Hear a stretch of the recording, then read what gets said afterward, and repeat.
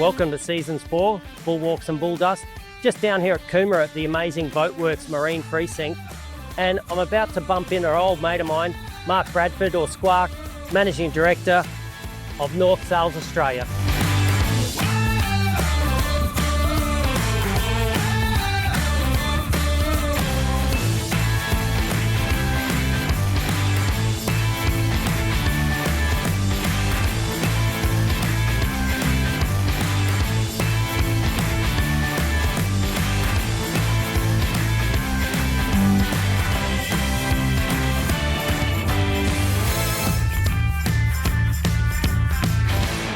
Welcome to the 4th season of Bull Walks and Bull Dust.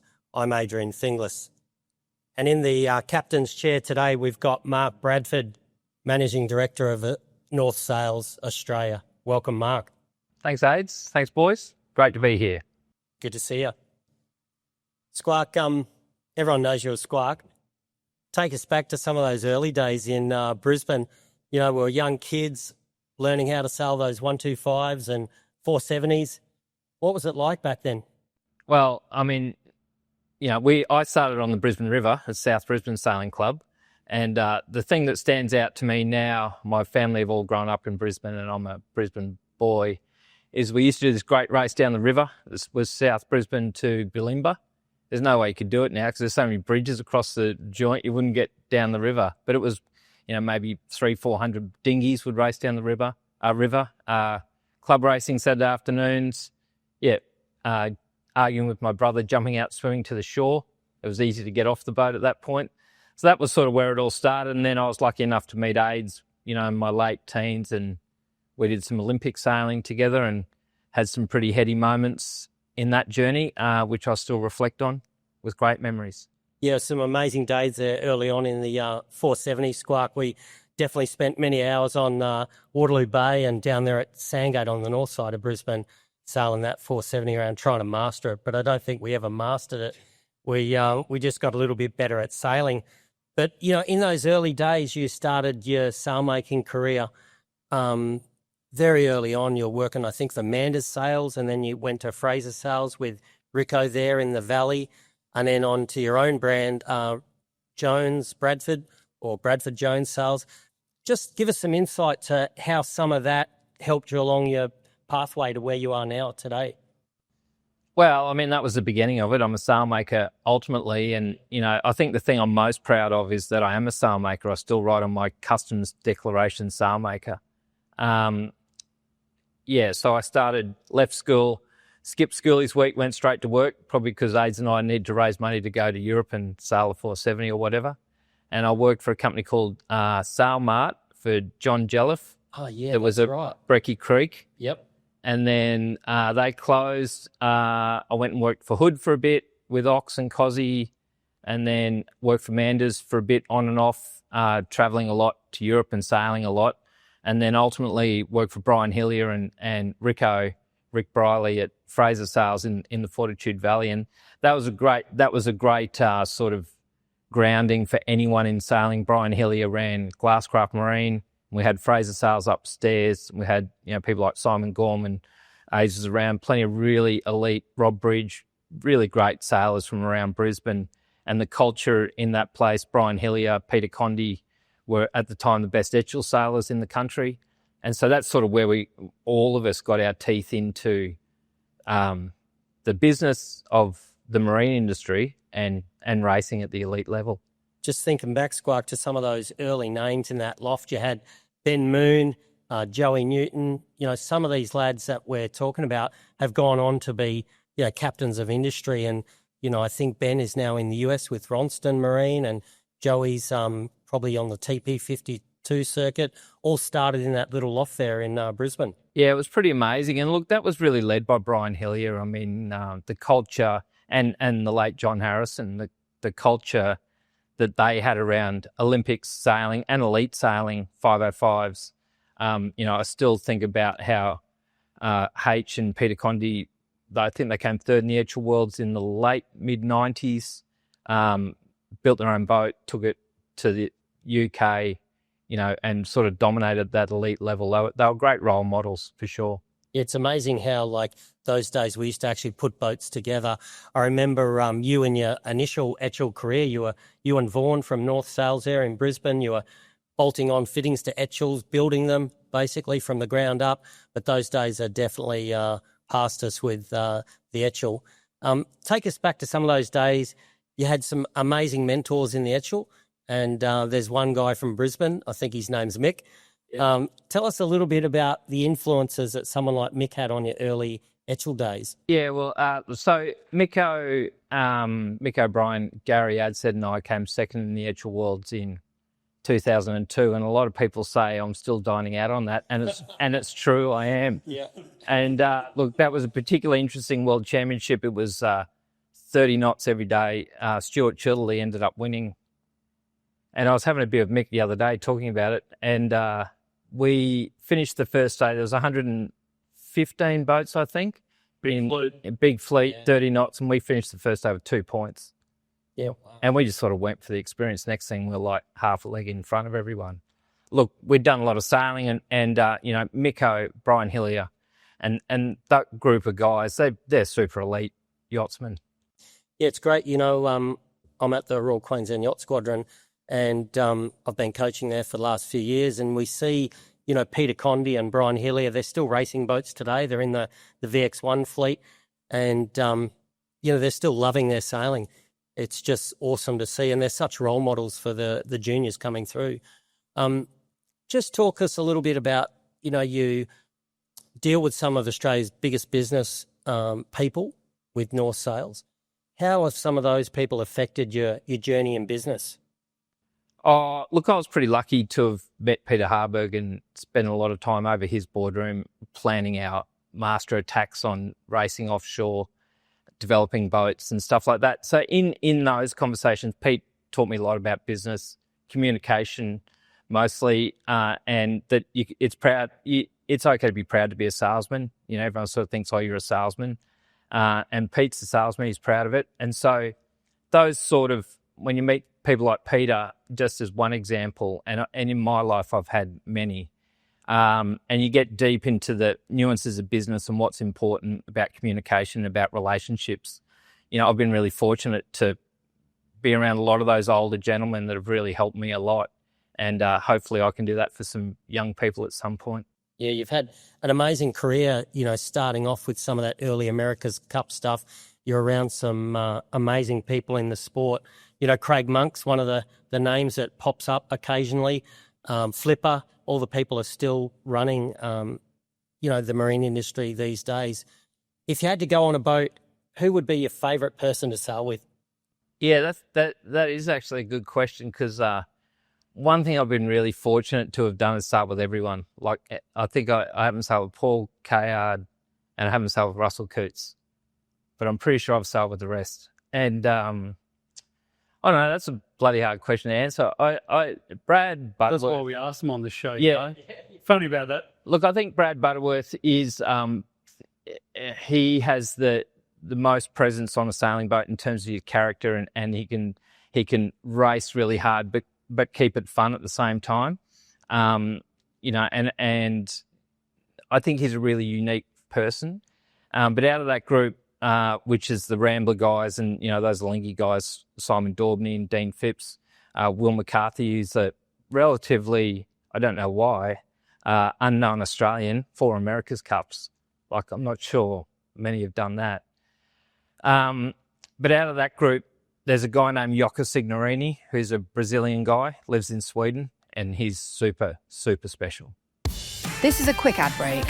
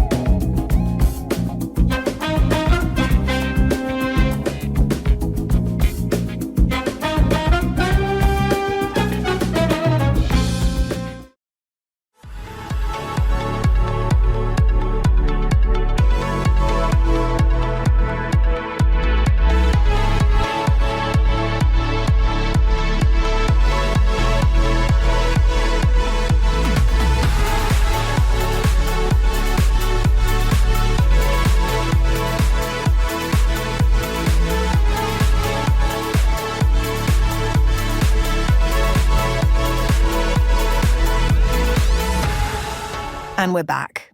Talking about special names, it's interesting because Peter Condi's name's come up a fair bit, and of course, he created the high performance area for Australian sailing that has been so beneficial after, shall we say, some alarmingly not so good results, and that the benefits that we've all enjoyed. Now everybody thinks that gold medals pour out of Australian sailing, but I think it is really important to just pause for a moment and thank Peter, cheers, for really creating the structure that we know. I know there were other people involved, but Peter was definitely the figure. I know you were particularly involved in that area as well. Can you elaborate a little bit for us? Because it is very important to us and certainly important to this nation as a sailing nation. Yeah, look, would say I was kind of on the fringes. I mean, AIDS and I did an Olympic campaign for 92. I did a half-baked one for 96. I had to go up the starboat for 2000, but they've always been sort of half-baked goes at it. But I've been around the Olympic scene, and we all cut our teeth in one design sailing. You're forgetting to mention Andrew Plimpton, though. Yeah, good on you, Plimo. Cheers, mate. I'll be with you shortly for a beer, no doubt. Somebody will finish me off. I don't know. It'll be that short, will it? Oh, you never know. Anyway, having a beer with Plimo would be worthwhile however you get there. Exactly. You'd be laughing all the way. So there's these really key people like Plimo and Peter and AIDS and the coaching group that have gone through. But what a special cohort. I mean, Slingers, Outridge. I mean, you just, Pagey, Age, you can probably help me with them. Yeah, look, there's plenty of them in that. Glenn Ashby, who just stepped on a top GP boat the other day. Tom King. Yeah. Yeah. Like these guys. Like Nathan. Yeah, that's right. AIDS and I sailed 470s and we went to a pre-Olympics and we actually beat Paul Eldred and Adam Beechel, if you want to names drop, at the pre-Olympic trials to the point it almost ended in a fist fight. And I sent Mark into the fist fight because I was only a very small 470s. I was quite quick back then. That cohort that we went through with, we were sort of good national level pseudo elite sailors, but then Tom King and what happened in 2000 really stepped it up. Blackers and those guys really stepped it up into medal winning, and then now it's just a part of our DNA. But I can tell you, when we were doing Olympic campaigns, it was no dream Australia would win medals. Yeah, it was a different time, and I think one of the things with our generation and our time was that we did a whole lot of stuff ourselves. Back in the early days, Mark and I were sailing the 470, and Mark made our sails. We did a lot of stuff on our own. We built centerboards, we made rudders, and I think that's what's made our generation, really good at what they do. And hence you got a guy like Mark managing North Sails. Yeah, that's an interesting point. And we interview a lot of really clever people on this show, and they come up from grassroots, if you like. They've learned the tools of the trade and become a master at it, and work their way up through business and, become the CEO or the MD. And I'm just wondering whether that's an era that's going to change fundamentally, in the future, that's not going to be repeated, that we won't have those people with those life experiences that will be, producing products or developing products like you do and manufacturing and that. Can you sort of comment on that? What do you think? Yeah, I think it's interesting. I mean, I think now the university pathway is how you get into a position like mine. But there's still a point in life where if you've got an open mind and you've got a thirst for knowledge and trying to learn your way through it, I think that my pathway into senior business is still there. Like I said, I'm proud to be a sailmaker. And something I learnt really early in life is you've got to be technically sound. And so I've always tried to steer away from the politics, which is quite difficult in all sport, particularly in our sport, but really focus on being technically sound. And that is, if someone wants some advice on racing a sailing boat, I feel like I can give them sound advice. It might not always be the cheapest advice because they might claim they want to win and that costs money. But I think as long as you're technically sound, you can rise through the ranks from any base level, a shipwright, to being into a senior position in business. Well, there's one thing that North is that's technically sound. I mean, they're world leaders and multiple patents, I'm sure, across the globe for all their technology and their 3DI sail technology that you have, and it's been a long trip, I guess, since the testing of a bit of Dacron on the car aerial to where you are today. And probably the consideration that a sail wasn't just a flat bit of cloth, that it's a 3D object and it's quite complex. So it's a massive group. Can you talk a little bit about, some of the areas of the business and what you oversee, what you manage? Because it's quite multifaceted, isn't it? Yeah, look, I think that the interesting thing, the bits for me that are interesting in the business are the technology for sure. I mean, if anyone ever gets the opportunity to go to Minden and see it in full swing, it's a mind blower. But the thing in the business that I think is important in any business is the people. And we have the most incredible sort of technically minded people in not only in the North Sails family, but in the NTG family and in Southern Spars and the other brands, that when the America's Cup rolls around, we rent our people to the Cup teams, and they help the Cup teams gain more knowledge, and then our machine gets smarter and our internal dialogue gets better, and then that trickles down into the other sailing. So I think being a part of something that's started in 1957, I think, I'll get shot from Kenny if I get that wrong, mm-hmm. And then to be like a part of just carrying that business and having the responsibility of being in something that has some really deep history, but then also being technically really sound and seeing the thing improving year in, year out. Like what we're doing, the stuff that we're doing, some of it I can't talk about, is still, you think, oh, that's a sail, and surely we're at the end. We're nowhere near the end in this thing. It's quite amazing. This is a quick ad break.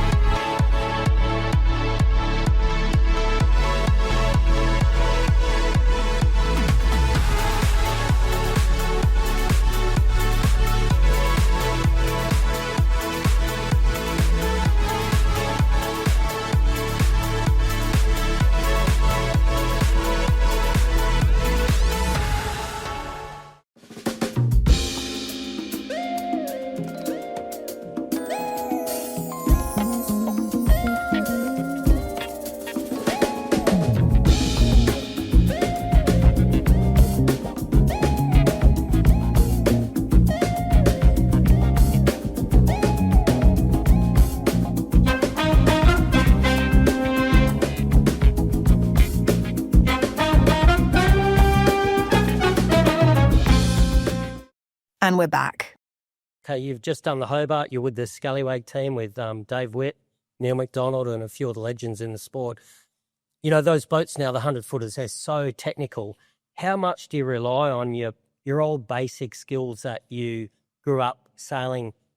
Do you still rely on those basic skills, or is it all technology that you sail those boats with? That's a great question. It's a mixture of both, and it's coincidental that you're here today, Aids. I mean, I can remember your dad, we were talking about spreader angle, and he just simply drew it on the back of the beer coaster and went, if you move it back, push an arrow of what direction you think it's going to start to move the mast, and then think about how that's going to change the luff curve. And that sort of sparked my interest in this area. And it's amazing how much of those really basic skills I still use today, and that we still use today. And Woody's project is a fantastic project. We're doing an amazing thing to that boat this year, and Woody and I and that team really worked that boat up from a few years back to now being within an hour of Comanche in the last race and taking the lead for a good chunk of the race. So it's improving, and it's using the tools and the technology is something that we're getting really good at. But what an honour to be in that position to be there learning it and doing it every day. Yeah, it's amazing. And, with some of the maxis you've sailed on, you've pretty much been on all of them, the quality of people that you're around. What are some of the qualities that like a Dave Witt has, or, a James Mayo? What are the things that really strikes you with those people that you sail with that makes them great? The first thing is about 100-foot maxi boat. It's a big team. Yeah. Like it's 20 plus people, and we ran Blackjack with 18. That was sort of our number that we didn't want to go over because Pete was a car fanatic and weight was a really big thing for us. And our whole thing was to be fast and under 10 knots and just hope there's no wind in the Derwent, which worked sometimes and didn't work sometimes. But the interesting thing is there's 20 people. Like, there's not 20 people on a footy team. And so there's 20 people, there's the environment, there's a really technical bit of equipment, and then it's an endurance sport as well. You're doing it through the night into the day, and the next day you've got to go through the roller coaster of emotions with that. And I think that one thing that stands out is I'm fortunate enough to start with the best guys in that space, and everyone's pretty level. Like, everyone's got a pretty good demeanour, and there's no one's got a hot head. Everyone's got different skills for sure, but the people that sort of get to that space, and we've got a few really good young kids coming into it now. George Richardson, Ryan Ewing, so fantastic young sailors, have got that really level head. You got to deal with adversity for sure. Yep. And, it's a dangerous working space. The 100-footers these days are high loads, big pressures on everything. Maybe just talk us through some of the loads that you deal with in that working space. Yeah, so it's very different. Just to the to old days. sort of put it in perspective, and we'll just talk about Comanche. So if you talk about the boats, it's a really easy way to wrap your head around it. So we measure the loads, the basics of the start of the formula in ton meters of riding moment. So Blackjack is 63 ton meters, Comanche's circa 70, Lucky or the X-Ramblers 88, 80 ton meters of riding moment. Scallywag's 100, Lorcanek's 125, Comanche's 147 ton meters of riding moment. So if you think about your dinghy, your 505, that's like having, and I'll just try and bear with me on this. It's like going sailing with 147 people on the side of one boat and 63 people on the side of another boat. So if you're sure the boat with 63 people on the side is going to go quicker in light air, or a 63 kilo crew, and then the crew that's 147 kilos are going to go quicker in heavy air. But then the problem gets expanded is when you get into 147 ton meters of riding moment, the clue load on the mainsail of Blackjack's just over 5.5 ton. The clue load on the mainsail of Comanche's is just under 14 ton. So then the loads go up, then the loads on the winches go up, and then the rope and the recipe for the rope changes. And there's all these other complexities that come right through the range of all those boats. So, like I said before, a really interesting space to be in, and particularly the way that we're attacking the science from understanding the loads and engineering it out to get the end result. But yeah, some of the loads are off the chart. Like, I think Comanche are circa 20 ton on the headstay. Unbelievable. Big number. And you remember all those numbers. That's Yeah, amazing. that was amazing, Squark, to rattle those numbers off. And We'll test you on those later. I'm just going to reflect a little bit. I watched a podcast and I hadn't seen what Mark had been up to for a few years. So I saw a little podcast and it was about the rulings on some of this big boat stuff. And it was just mind-boggling to listen to your technical recall of all the numbers and the knowledge and everything. So, well done, mate, and what you've been doing for the last few years. It's really impressive. And it's great to see. Yeah, great to see North Sails being led by, someone as technical as Squark. But it is really interesting because, without a doubt, the biggest changes have been forward of the stick in the last round of developments. 3DI's been a game changer in that sense. And for people who don't totally understand it, then the headsails, especially the flying headsails, are now carrying the load that standing rigging used to be deployed for. This is quite an amazing area to get your head around in the first instance, because you need to be able to carry those loads, because otherwise you'll say goodbye to the rig. But to now even be in a situation such as with Lucky, where they're A2, it's literally the tip of the finger flying into the breeze, not the knuckle on that A2. It really is now a flying headsail.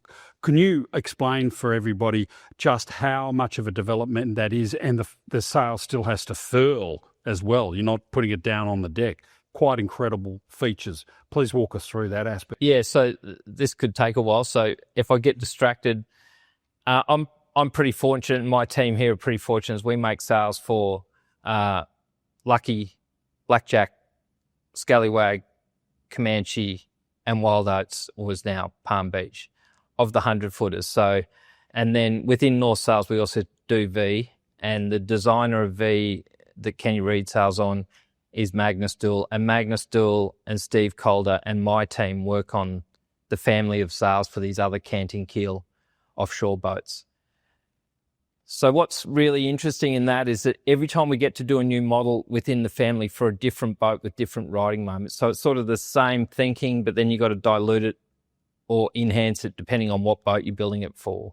You can change, I used the word recipe before, but you can change the way that you're leaning on cables, not leaning on cables, putting fibres in the sail, taking it out of the cable. And you can change the dynamics of the sail to try and achieve an apparent wind angle, which is what it's all about. So downwind, these boats go downwind like 65 apparent with the true wind angle like at 150, like a normal sailing boat goes downwind at 150, 155, and their apparent wind angle might be, like 120, 110. These boats go downwind basically like you're going upwind. So then we know the loads, we know what we're trying to achieve, and we've got a bit of history in what we've done last time for another boat, so that every sail we do for each boat is an enhancement on the previous sail. We're in a family of sails that you're talking about, John, downwind A2s. They're minimum mid-girth sails, but we share the load between the cable and the sail to help the entry fly in a certain way to keep the apparent wind angle or the entry angle in the right place, which will make Mike Fletcher very, very happy to hear me talking like that, because he used to bang on about this when we were kids. It's quite incredible, isn't it? Because, the shape, and that's the mid-girth that you've just heard Squark referring to. But obviously, even when you come back to, say, TPs, which are already a quick boat in their own right, but the girth increases because the boat just doesn't achieve the kind of numbers that you've related to there. The shape and all the rest of it. But when you come back even down, there's brand new North Sails products developed that were deployed in the recent Hobart that will now get expanded throughout the market that use that thinking but then apply it into different sailcloth to allow for that. And I think in a lot of ways that highlights just how North Sails is involved from everything from off the beach through to the old team tries, with the Sodebo team, of course, just having taken a good number of hours off the world record for the Jules Verne. But it really does come back to this notion of the technology gets applied up and downstream, and then the fibres and the way it's constructed and the way it works. But it's all about keeping the rig up. Yeah. Oh, look, this is such a big conversation. I can talk about this for days and days. In fact, I do talk about it all day, every day. And so, yeah, look, I think the interesting thing with North Sails is we weave Dacron to make one design sails. We make laminate roll good cloth to make laminate cruising sails. We make one-piece sails on the mould. We have, fibre engineers and scientists that work on these structures right from base level all the way up. On top of that, there's a layer of designers and the depths and the design knowledge that you need to have to use the tools, because our tools are pretty complicated. So it's a pretty unique space that we're in. And look, I think that the product improving, like out of sight, 3 Hobarts on the boat that won the Hobart Min River, 3 Hobarts on 1 mainsail. I mean, no other sailmaking can talk about stuff And like the that. deliveries too. And deliveries back. Yeah. Yeah, amazing. Mark, if you had to talk to the 12-year-old Mark Bradford again, we talk about this apparent wind sailing, what would Mark Bradford be sailing these days if he was 12? Yeah. And where would his journey be going, do you think? Yeah, look, this is, and this sort of same question gets asked every day of us. We see Rico's got the foil sticking out the side. We've got the Ferrari project coming online. 1K's doing an 80-foot, like a foiling boat for a Russian owner at McConaughey's in China. And I went there and saw it. You physically hop inside this thing and the foils go down and you blast around the world. So I think that, as a 12-year-old, you wouldn't have ever thought the boats would fly like they are. What's interesting, though, is the robust nature of general sailing. Like, we still go to Europe and race maxi boats. They're displacement boats. There's still, like, sailing in general. You open Sail World and you look at it over the last month, and the amount of classes, VX1s, the Flying Dutchman's just had their nationals. 5.0s. The numbers of people that are still interested in basic, I'll call basic, but displacement sailing still astounds me with this huge push for foiling. So I'm not really sure what the answer is going to be long term, but I'm still pretty interested that yachting itself is in good nick, really. Yeah. And have you had a go at foiling? I have. I borrowed Matt Chu's Moth one day, Yeah. and I think I was having a midlife crisis, and I went out on Waterloo Bay and we had the rib out and everything like that, and he goes, you just set it up and you just do this and you pull it and give it a bit of a pump, and I got it straight up on the foils. And then I can remember thinking, oh, that was pretty easy. And then I remember thinking, how do I slow this thing down?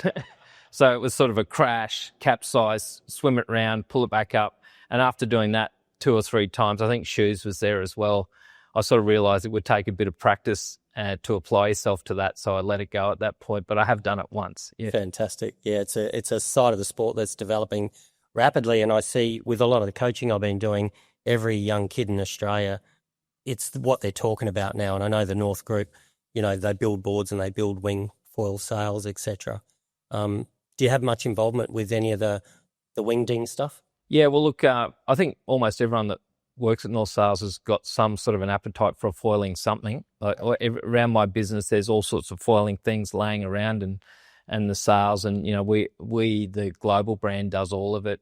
We're trying to work out a way to mesh the whole of what we do, the performance line, the action sports, into one place. That it's a one-stop shop, so you can get your Opti sail, but then get your foil board and stuff like that. So that's sort of a bit of a project we're running with in the background, just to try and get all these brands together in one place, because we currently don't really have that. Probably globally, we don't really have that. And I know there's a real appetite for that. Yeah, look, I think this foiling thing's super impressive that you can just, like you were saying before, age, you're into it, ripe old age of just 21. Just learning. 21. Yep. Although you do have a good feel for a sailing boat, so I'm sure you're a little bit ahead of most people. But, yeah, it's amazing how many people are ripping into this thing. Pretty cool.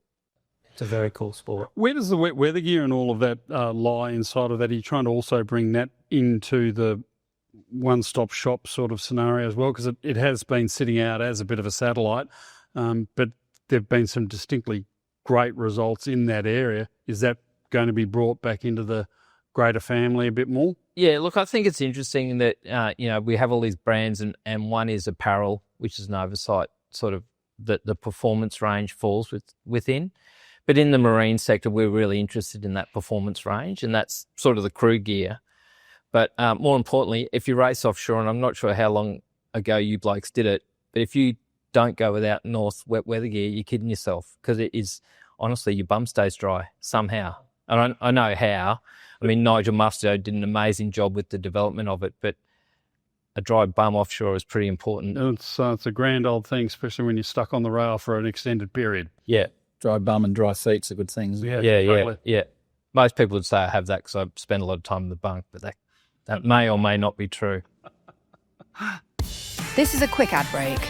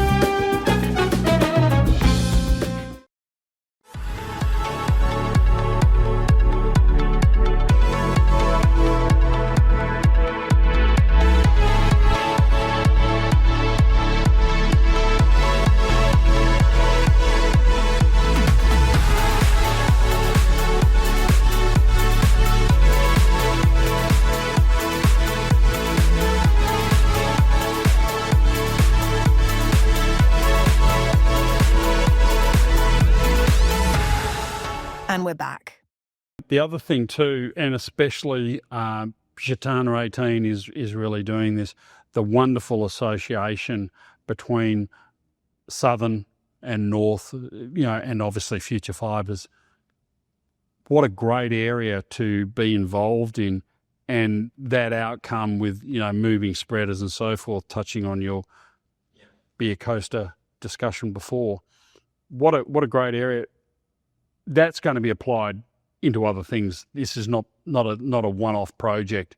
How exciting. Explain how you see that being utilised elsewhere. Yeah, well, that's what I'm saying is that you would have thought the end was pretty close in this space, but it's just every day there's this new thing. And look, we're talking about something that's relatively old, right?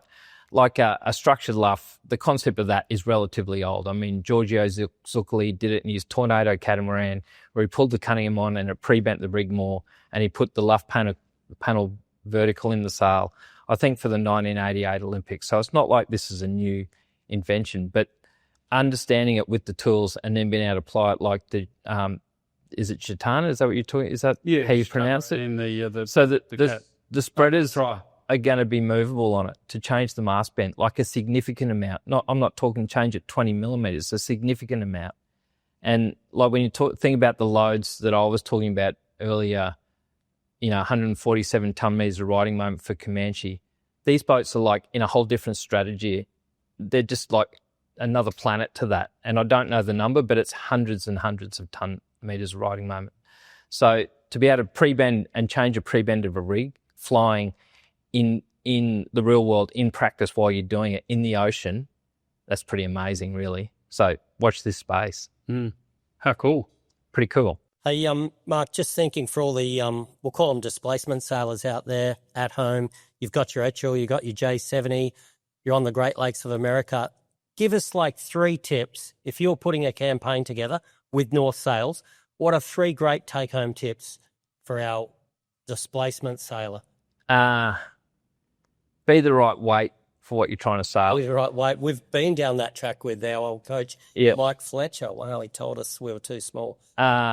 I think it's pretty simple. Be the right weight, have the right equipment, because it is an equipment sport. There's just no way around that. And so whether that's a North Sail, and in most classes it is, but some classes it isn't, get that equipment. And then the thing that's super important in racing a sailing boat that everyone just sort of brushes over like it's just a part of the deal, and you've watched Slingsby do it day in, day out, is get a good start. And if you don't know how to get a good start, work out how to get a good start and spend your whole life trying to get a good start, because you get a good start, you're in pretty good shape. So you're in a whole lot different here. Yeah, it's just a totally different gig. And I wish I'd thought about that and learnt that younger. Not saying I'm great at starting, but I just know it's that important. Yeah, great. 3 great Good advice, absolutely. Yeah, great advice. Yep, there'll be a lot of people going out and putting out a couple of boys and practicing pigging the line. Or some more crashes at the start, one or the other. One or the other. Yeah. Probably have to do both, won't you, to work out which is which. Oh, look, watch the Moth Worlds in, it'll be somewhere hidden in the interweb in Perth that Slinger's won every race of, and watch him start. It's nuts. Be on the line on time. On the line, on time. Good advice. Yeah. Thanks, Coach. No problems. Yeah, pretty good. Pretty good. What would your 3 be, Aids? Am I allowed to ask questions? Absolutely. Well, I think going back to that Mike Fletcher, who's the greatest coach who had influence on us as young people, I think being the right weight was so key. We spent all those years in 470 land, sailing together, Mark and I, and we probably were never the right weight at one stage there. Yeah. I think Mark used to put the weight jacket on. We were allowed 8 to 12 kilos of water to swing the boat down, and I cottoned on that he used to blow it up with air. And, he didn't put water in it. So, yeah. Anyway, they're all the tricks you do. They're the tricks. Yeah, exactly. But, amazing. It's been amazing to have Mark on. Squark, as everyone knows him worldwide. Fantastic to see you just on fire with your career, mate, with North Sails. And it's been a real pleasure to have you on Bulwarks and Bulldust. And that'll be a wrap, and hopefully everything goes well. We'll see you next time. Thanks very much. Pleasure to be here. And make sure you like, subscribe, follow, pick your channel. We love it. We also need it. It helps us. So please continue to write in too if you've got things to say. We love listening and responding. So thank you to all those people who have engaged actively. And in the meantime, enjoy whatever it is that you get out on the water to do. So, Mark, thanks for coming on the show. It's been awesome to have you, and it's fantastic to see where North South is headed under your leadership. We just wanted to give you a little present from Bullwalks and Bull Dust. So, Two kind aids. Thanks to the boys. Love the show. Looking forward to season 4. amazing.